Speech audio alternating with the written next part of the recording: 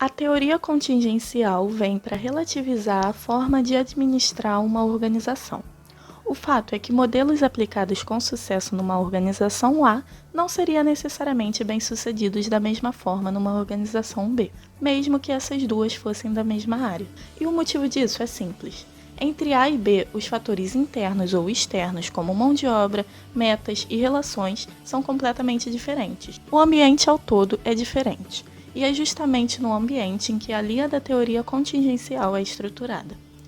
Os focos do estudo dessa teoria são o ambiente e a tecnologia. Paul Lawrence e Jay Lorch estudaram a relação entre o ambiente e a organização. Logo, eles notaram que a diferenciação é a base dos problemas da organização. Desse jeito, algumas suborganizações são criadas dentro da própria organização. O grau de diferenciação pode ser tão grande que a colaboração e a cooperação entre seus setores específicos se tornam inexistentes. Desse jeito, a independência prejudica ao todo na organização. Um exemplo é observar o marketing indo bem, mas o departamento comercial não conseguindo monetizar toda a publicidade que a marca recebe. Dessa forma, o marketing acaba se isentando da responsabilidade e culpa o comercial. Ou seja, eles não colaboram entre si e a organização perde cada vez mais. A solução para esse problema é o processo de integração, que é baseado em sintetizar os departamentos, fazendo a organização se tornar possível. Tom Burns e George Stalker apresentam dois modelos de gestão baseados no estudo da relação ambiente-empresa: o modelo mecânico e o modelo orgânico. O modelo mecânico se baseia em ambientes estáveis que buscam a eficiência. Isso significa que ele é ligado aos meios. Esse modelo consiste em alguns fatores como especialização do trabalho, ou seja, cada indivíduo é capacitado para exercer uma única função. Por exemplo, um soldador que no processo de montagem de uma liga metálica só é capaz de soldar, mas não de cortar as peças. Papéis bem definidos, ou seja, não existe flexibilidade e colaboração entre as funções. Seguindo o mesmo exemplo da especialização do trabalho, o soldador é responsável pela solda e o montador pela montagem. Hierarquia reforçada e autoridade centralizada. Isso quer dizer que as decisões são tomadas apenas com a participação do nível estratégico.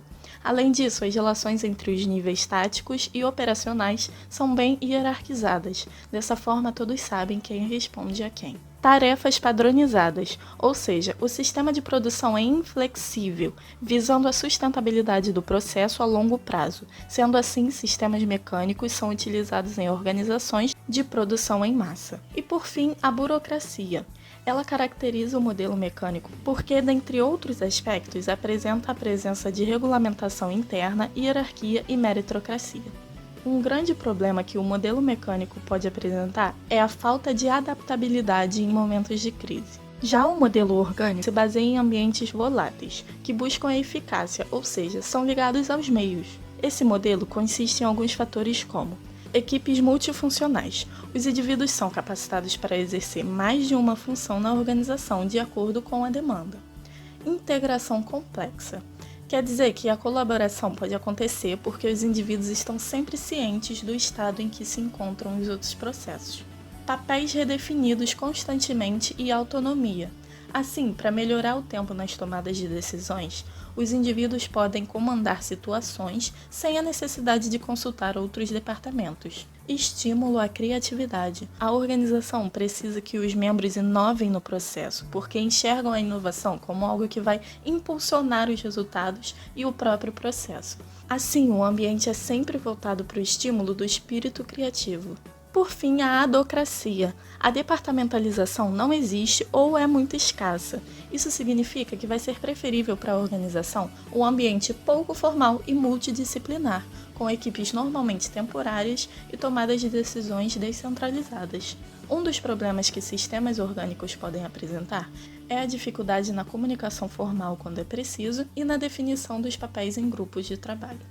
Após essas comparações, é possível notar que o modelo mecânico se assemelha mais ao conceito de diferenciação, enquanto o modelo orgânico ao de integração.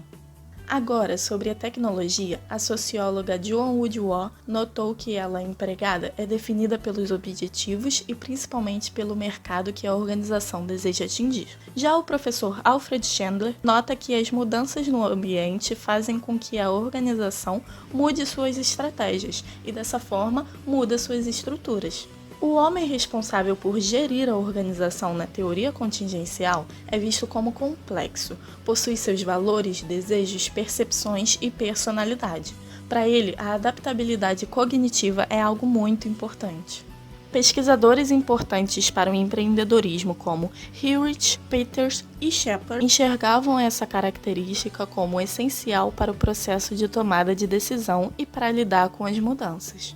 O líder que possui essa adaptabilidade é capaz de lidar com as contingências de forma resiliente. Isso acontece porque dentro da lógica contingencial, ele precisa se adaptar às necessidades da organização, ora sendo autoritário, ora sendo liberal. Desse jeito consegue assumir a postura que a situação demanda.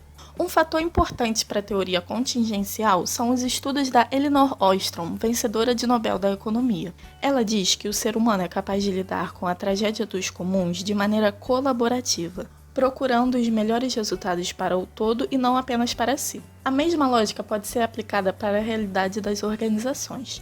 Elinor acredita que as pessoas devem e precisam desenvolver diferentes formas de lidar com a variedade de problemas que enfrentam. Para resumir a teoria contingencial, devemos citar que, na teoria contingencial, não existe fórmula universal para gerir uma organização, tudo depende.